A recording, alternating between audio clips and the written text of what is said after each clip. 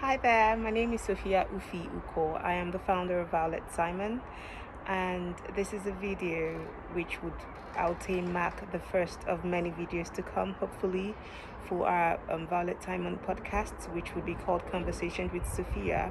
And this is still in the work of amplifying voices of women from all walks of life by sharing experiences, exploring the journeys and challenges that women have and faced in their everyday life, and seeing how we can generate call to actions as well as also inspire other women.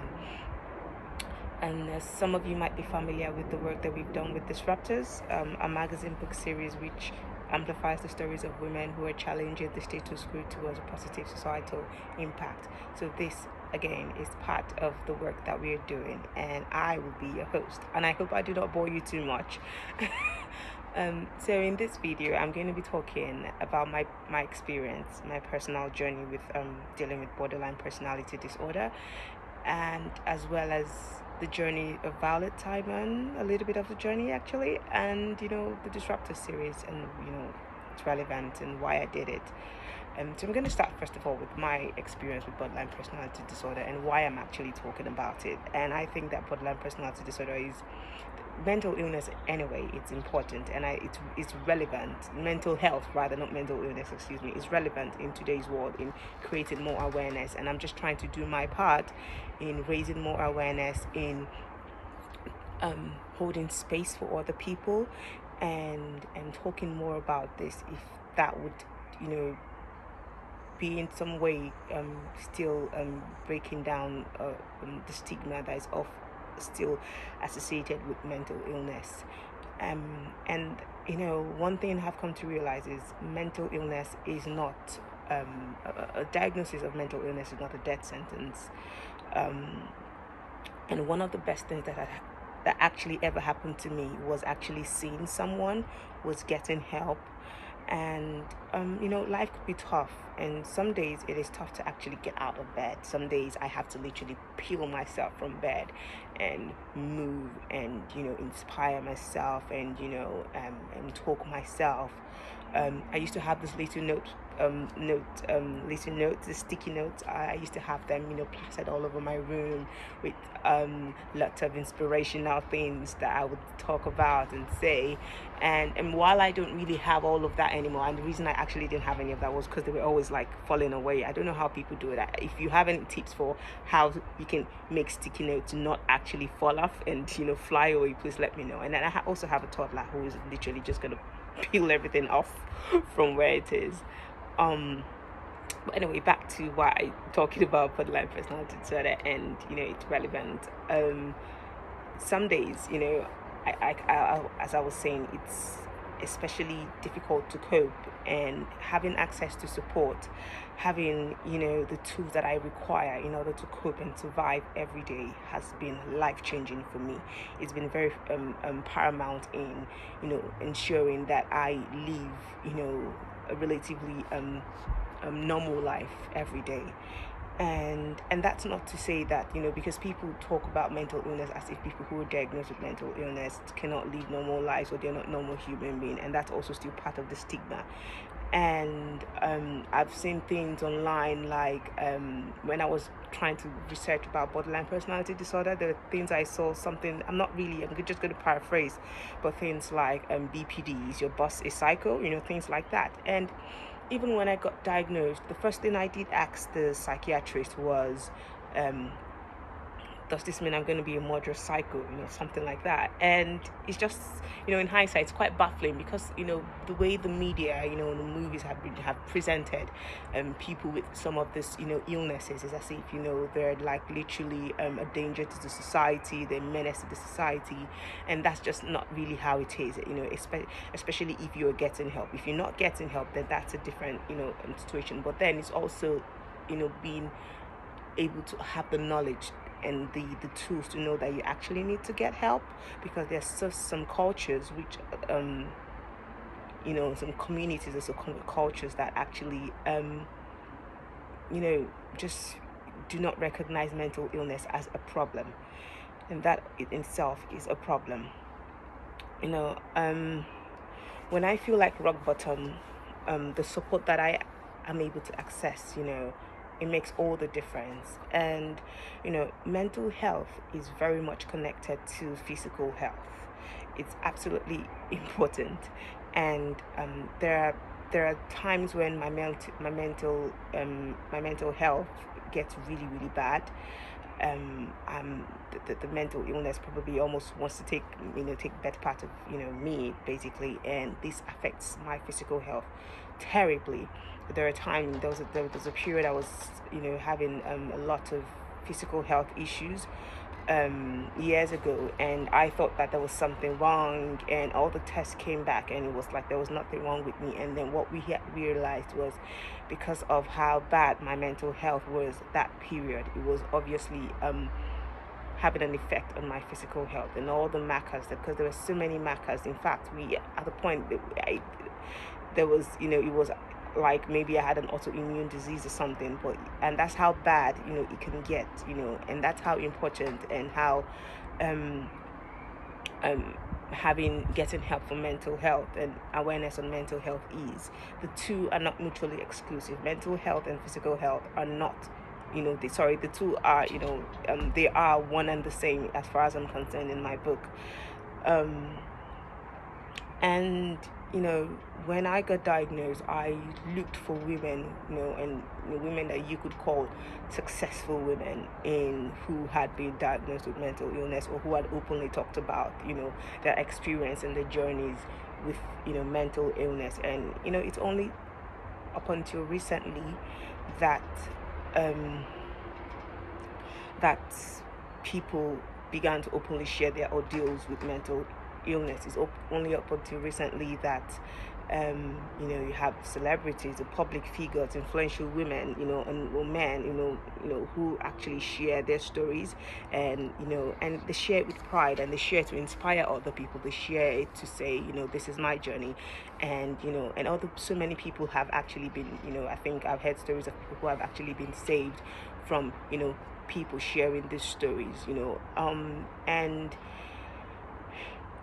everyone has a right to share what they want with whoever they want. So there's nobody, I'm not obligated to share my experience with anybody, and nobody is actually obligated to share their experience with anybody as well. And recognizing that is also very important. It's also important with when I come and meet people, women, and I want them to, I'm asking them questions, and wanting them to share their stories, and wanting to hear their stories as well. Everyone is entitled to share their stories. And I know, I think that, but I still think that in some way over back in the day as well, and even till recently, some of the reasons that people have shied away from speaking about their experience is due to stigma. And stigma is as in not being seen as a human being, seen as a menace to society, and being called discriminatory names and whatnot. The list goes on. There's a lot of stigma, not being afforded jobs, so you have to hide being mentally ill.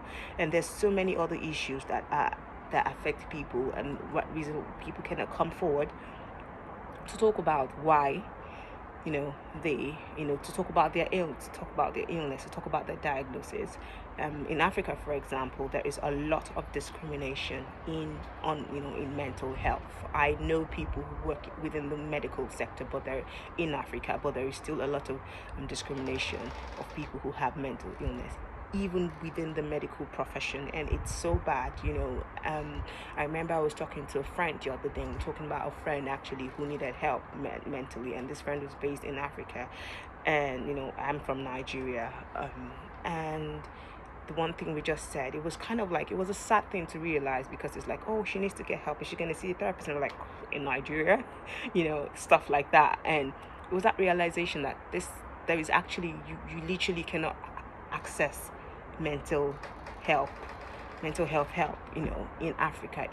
There's a lot of discrimination, and even within the medical field, there's a lot of that, not recognizing it as a thing, and religion and the cultural stereotype has played a huge role in making this, is a huge factor in making this in not recognizing, and people not being able to access mental health support.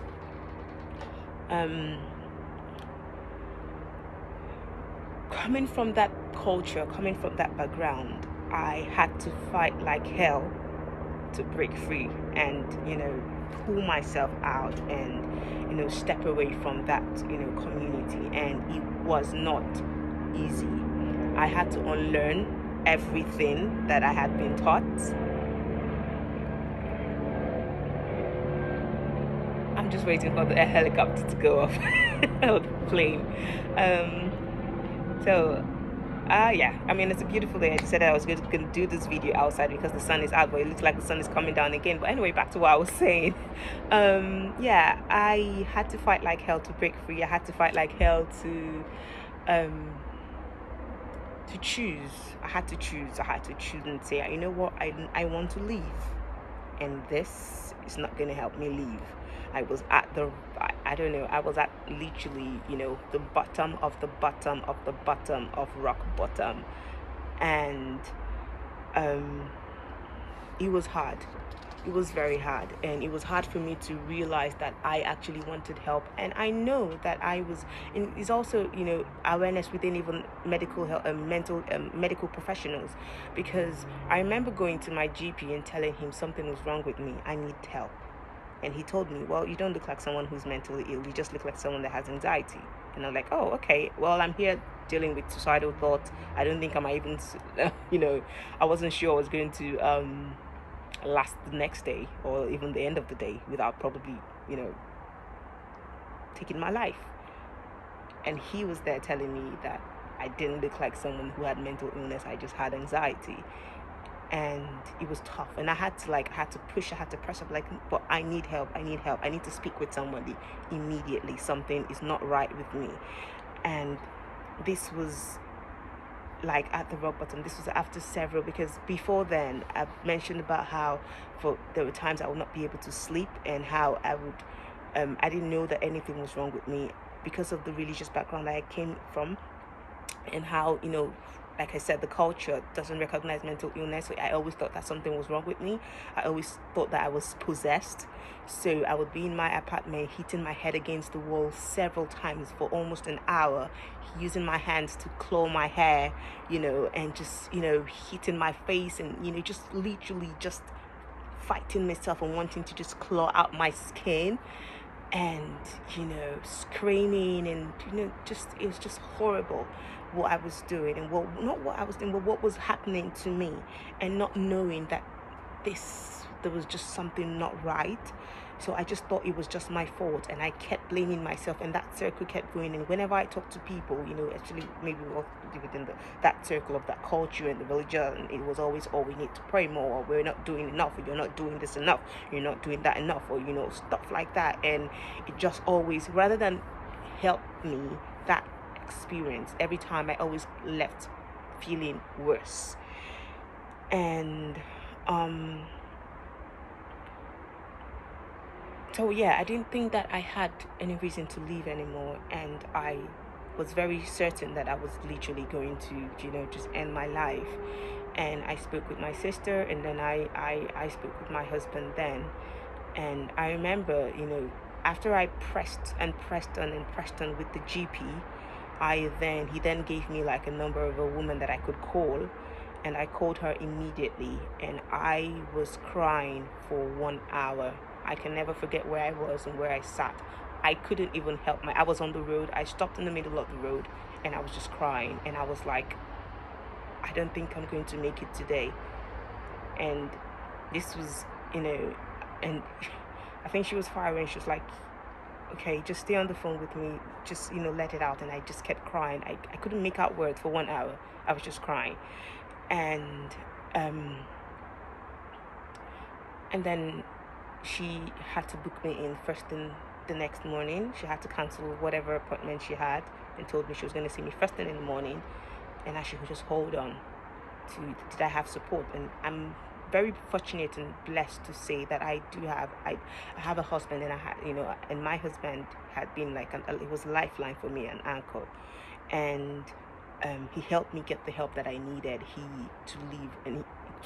To even live a relatively normal life, even till today.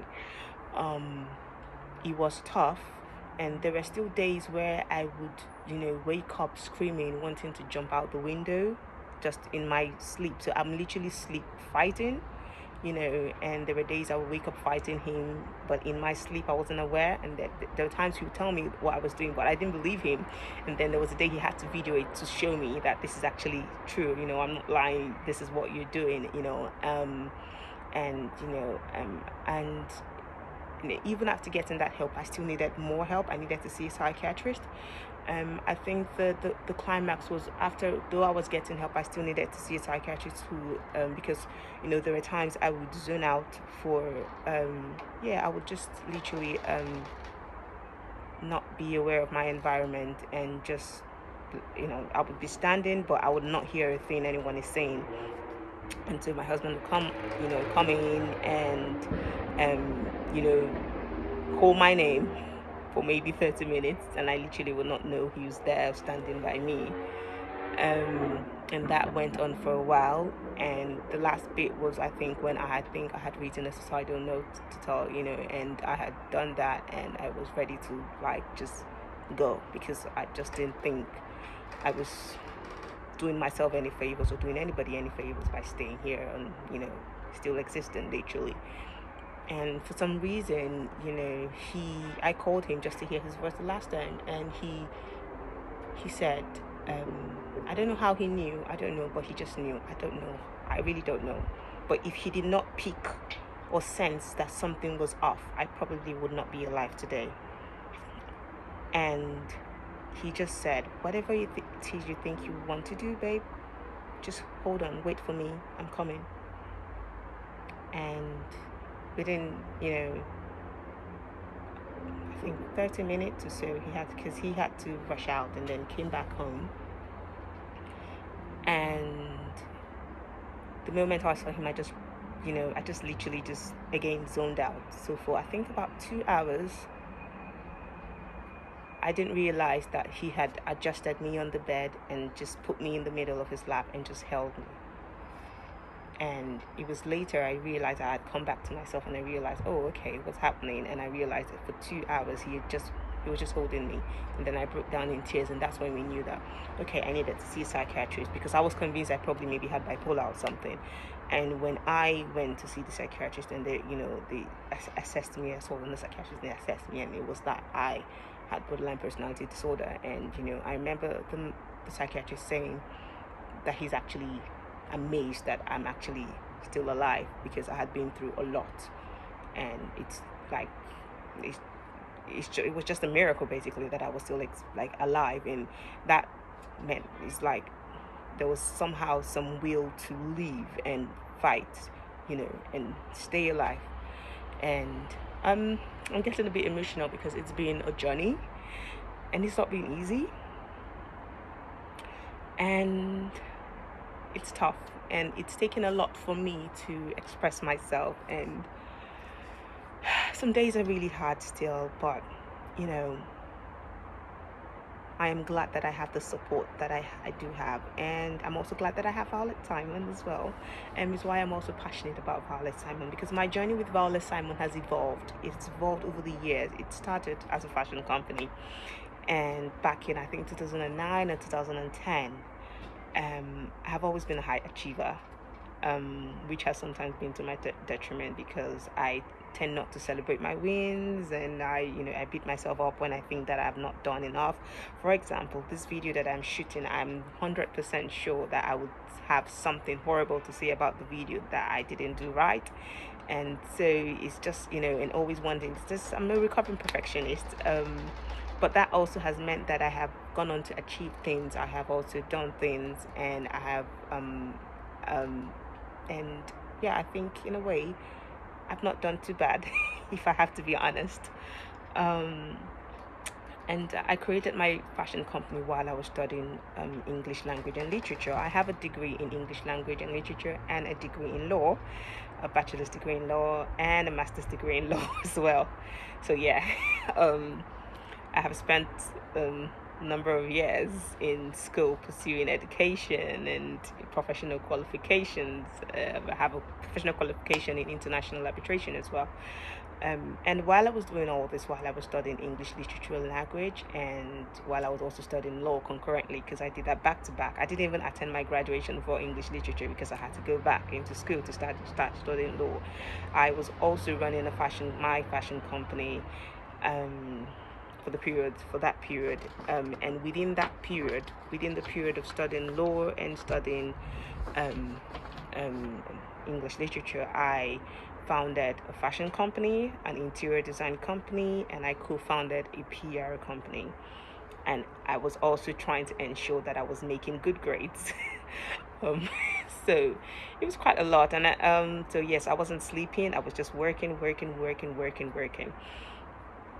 And I mean, I don't know. In a way, you can actually say that my journey to entrepreneurship has been influenced by my mother. I started working in my mother. My mother is a pharmacist, and she runs a pharmaceutical company that's quite um prestigious and quite established in Nigeria. And I started working in her pharmacy, I think, from the age of 13, if I'm memory serves me right. And so I learned a lot of things about business. um, and she taught me so many things, some principles about business that I still use up till today. I learned from my mother. And to be honest, if I kind of like put my head down a little bit to listen to her a little bit more, I may have learned a lot more, and I may not have made some mistakes I made along the line with business, but that's fine. It's okay. My companies, the companies that I founded, there were a few successes and some losses. Like I said, I made lots of mistakes. I was pretty young when I started these companies. I was very ambitious and very driven, and I had a lot of passion. But I think maybe I also did lack some skills as well.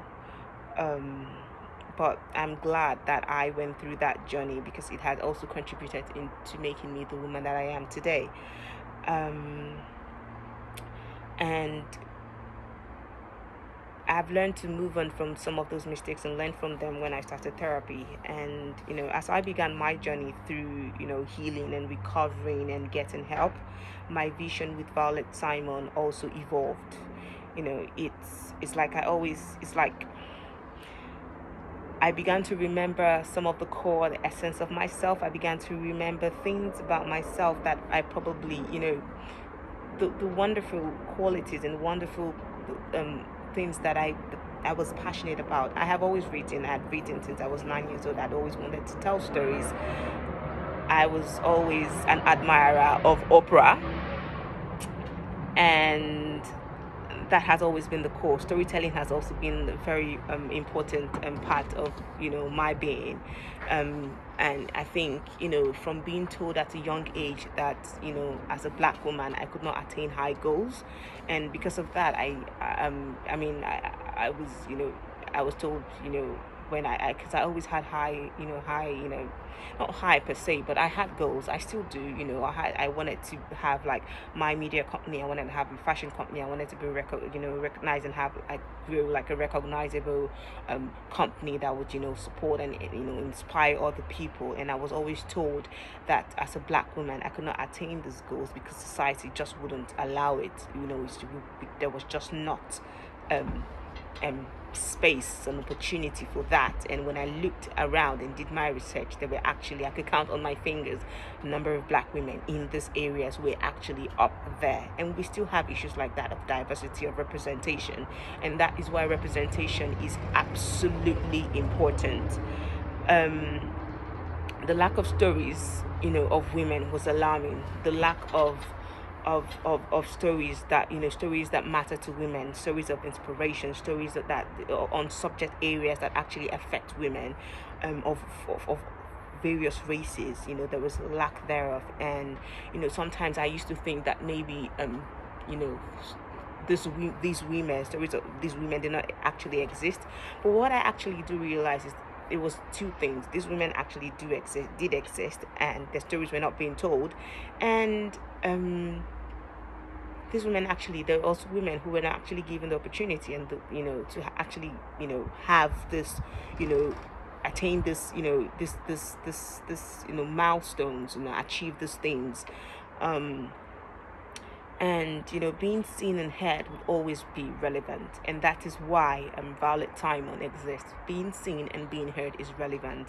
Even as I have reached out to several people, passionate about what I'm doing, wanting to share my story, wanting to share my journey, and share the essence and the core of what Violet Timon is about, what we are doing, the projects that we are working on.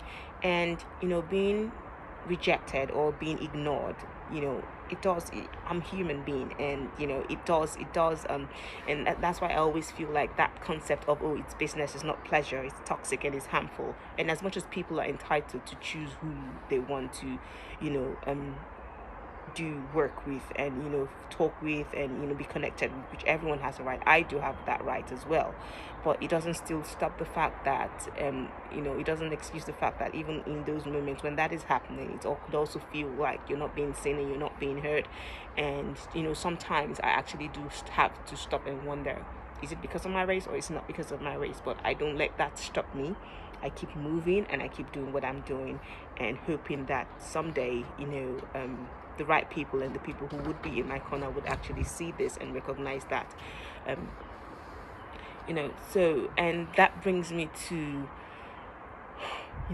why we do what we do at Violet Timon, because at the end of the day, women are amazing human beings. Women are amazing. We are amazing. We're amazing at what we do, and we deserve to flourish. We deserve to be seen. We deserve to be heard. We deserve to have our stories told, and we deserve all of that and more. And it's important to me that the voices of women, and not just voices of women in UK, but the voices of women everywhere, the voices of representation, for example, they are actually seen and amplified. Because sometimes what you do have is you have you know there are lots of women in Africa who are doing amazing things, and some of their stories are not being told enough. And there are lots of women in other parts of the world, Europe, and everywhere, even in UK, and even in America, and every part of the world, Australia, and Asia, and women are doing amazing things. And it's whether it's through amplifying women by what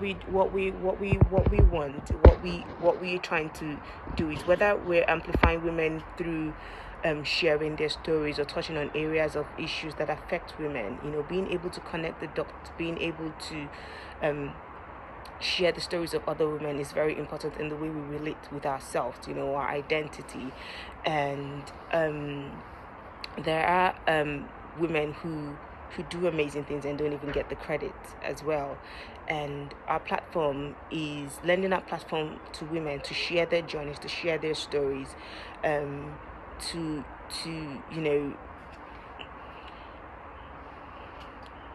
see how we can use our voices. Is very important. It's very important in the work that we do. And it reminds me of something that Oprah said when she talked about how that she had interviewed presidents, she's interviewed prisoners and people, so from the highs to the lows. And one of the striking things that she had observed is that everybody wants to be seen and everybody wants to be heard. And I think that's really important, because the moment you take away storytelling, the moment you take away the ability for people to be seen and the ability for people to be heard, then there's a problem. And that's one of the issues that we have in our world today, when we don't recognize a certain race of people, a certain community, and that's the problem. And what we want to do with Violet Timon is seeing how we can connect the dots, remind people about how important it is to do what they're doing, for those who are already famous, for even public figures, no matter how influential a person, a woman is, there is always room to keep amplifying and to keep seeing these people. For women who we feature, who are probably even, big in their community, I never get tired of hearing stories of Oprah, of Viola Davis, of Brene Brown, of Beyonce, and so many other women, and even in women in small communities, the woman next door, the woman who might not necessarily be seen or heard. Her story is relevant. She is relevant. She's important. She's doing something that is relevant, be it in her home or in a small community or in her own personal life. And exploring the stories and exploring the issues, talking about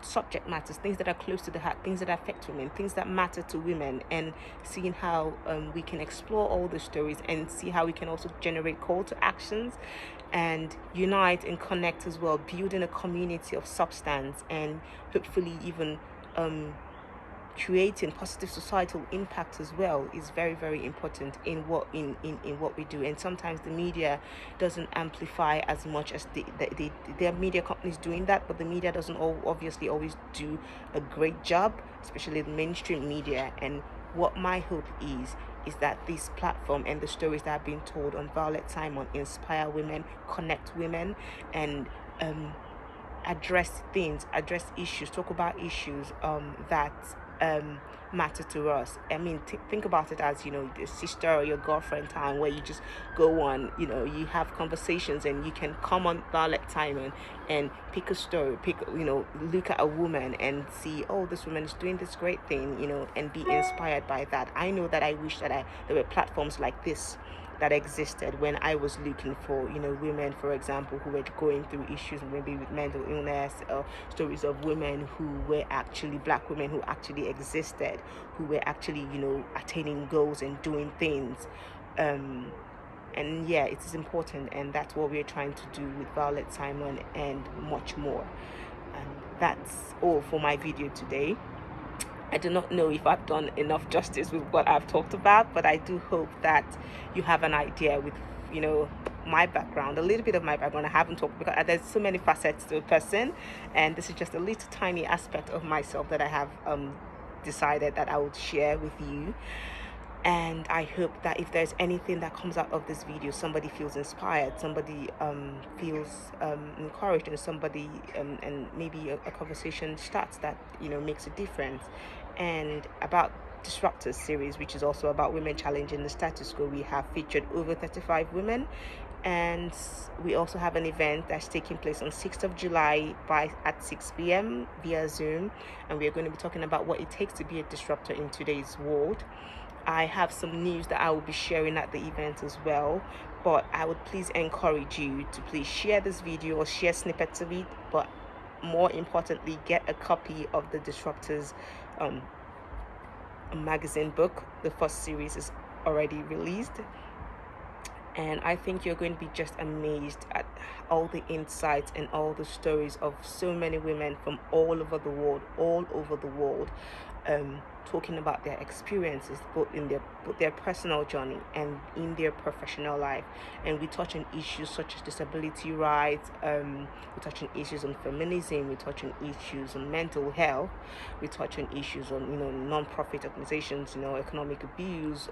There's so many things I learned as a person, as a woman, and my life has literally been changed just by creating and doing this project called Disruptors. And we are going to have a second series, hopefully, and so stay tuned. But more importantly, please spread the word and get a copy of Disruptors, and make sure you attend the event if you can, please. So thank you so much. Once again, my name is Sophia Ukor, and I'm the founder of Violet Simon. Thank you so much for listening. Have a lovely day. Bye.